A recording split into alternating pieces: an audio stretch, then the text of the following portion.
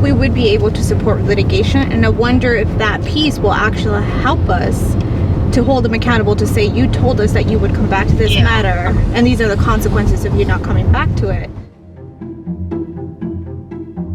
At the policy team with the ACLU of Oregon, we're really excited to have a new approach to policy. Our lens is really heavy on racial justice, gender justice, and really focusing on how we can make sure that people's civil rights are protected as well as their inherent dignity and value. Oregon, unfortunately, has a pretty ugly and brutal history. Our team works very hard to keep ourselves educated, and we know that the work to redress these wrongs is ongoing. Doing this work feels personal because it is oftentimes my community that is impacted by this. My father was formerly incarcerated. I have DACA. I'm an immigrant to this country. My family members are immigrants. And to me, a lot of this work feels personal, but it also feels empowering to have the opportunity to be here and represent.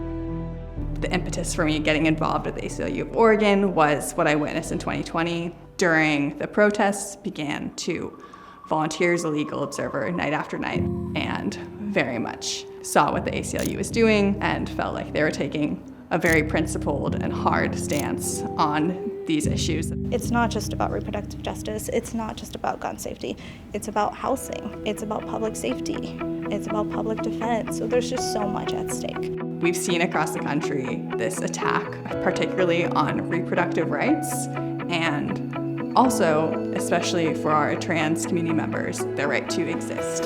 Extremists are starting to sense losing power.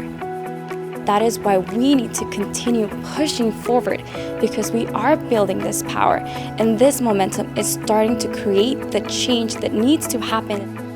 We're known for a lot of our legal expertise and analysis on policies. That's one of the steps that we've really tried to pivot, and bringing community into those conversations with us.